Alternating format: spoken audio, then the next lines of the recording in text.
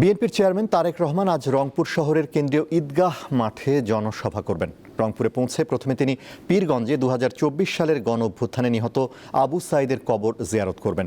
এরপর যোগ দেবেন নগরের কেন্দ্রীয় ঈদগাহ মাঠে নির্বাচনী জনসভায়। এরই মধ্যে সমাবেশ স্থলে হাজার হাজার মানুষ জড়ো হয়েছেন। বিএনপি চেয়ারম্যানের বক্তব্য শোনার অপেক্ষায় রয়েছেন তারা। দুপুরের পর থেকে স্লোগানে মুখরিত হচ্ছে কেন্দ্রীয় ঈদগাহ মাঠ। তারেক রহমানের নির্বাচনী জনসভা ঘিরে জোরদার করা হয়েছে নিরাপত্তা।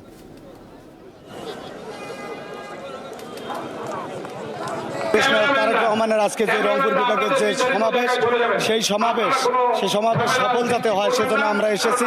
রংপুরে ধানের শীষ এবং জিয়ার আদর্শ বাস্তবায়ন করার জন্য যত কিছু প্রচেষ্টা আছে উনি করবেন। ভবিষ্যতের ভরসা আশা ধানের শীষ উন্নয়নের জোয়ার নিয়ে আসবে, এইটাই আমাদের কামনা। পরিবর্তনের একটা ছোঁয়া এসেছে, রংপুরে তারেক রহমান আসতেছে। আমরা যারা তরুণ ভোটার আছি, আমার তাদের কাছে প্রত্যাশা যে রংপুরের উন্নয়ন উনি কিভাবে করবে সেই বিষয়গুলো আমাদেরকে বলবে। দর্শক, রংপুর নগরের কেন্দ্র ঈদগাহ মাঠে বিএনপির নির্বাচনী জনসভার খবর নিয়ে যোগ দিচ্ছেন সহকর্মী রুবায়েত হাসান। রুবায়েত, তারেক রহমান কখন নাগাদ জনসভাস্থলে পৌঁছতে পারেন, আর সেখানে নেতা কর্মী ও সমর্থকদের উপস্থিতি কেমন দেখছেন?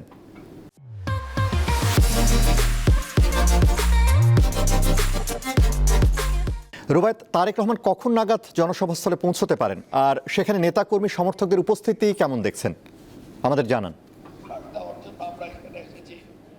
সবাই ভালো থাকবেন, ঐক্যবদ্ধ থাকবেন, সবাই ধানের শীষের পক্ষে ঐক্যবদ্ধভাবে কাজ করবেন, এই আশাবাদ।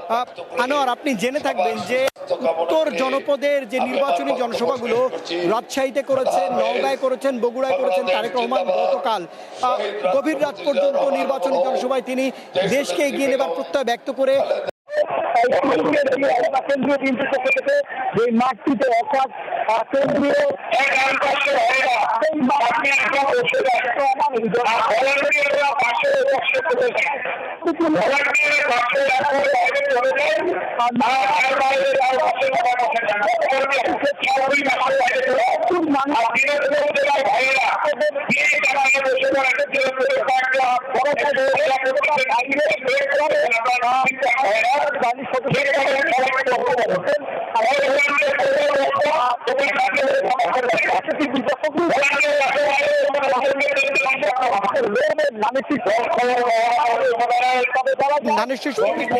তারা রয়েছেন।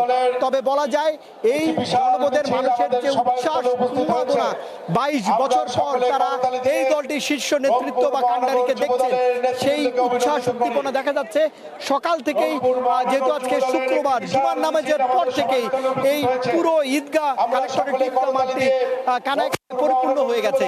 নিরাপত্তা রয়েছে, তবে এক ধরনের আশপাশের যে ছোট গলি রাস্তাগুলো রয়েছে পুরো রংপুর শহরে শুধুমাত্র বিএনপি নেতাকর্মী, ধানের শীষের প্রতীক, ব্যানার, ফেস্টুন, মিছিল, বলা যায় যে উত্তরের এই জনপদ এখন মুখিয়ে রয়েছে তারেক রহমানকে সাদরে আমন্ত্রণ জানাবার জন্য।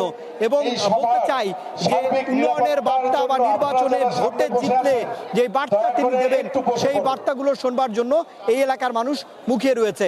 সব মিলিয়ে বলা যায় যে হয়তো আর কিছু সময়ের মধ্যে, ঘণ্টাখানেকের মধ্যেই এই রংপুরের জনসভায় তিনি যোগ দিবেন। এই মুহূর্তে তিনি পীরগঞ্জে রয়েছেন এবং পীরগঞ্জ থেকে আপনি জেনে থাকবেন জুলাইয়ের প্রথম শহীদ আবু সাঈদের কবর জিয়ারতের মধ্য দিয়ে রংপুর অঞ্চলের যে সমাবেশ তাতে তিনি যোগ দিবেন বলে আমরা জানতে পেরেছি। তিনি এই মুহূর্তে পথে রয়েছেন।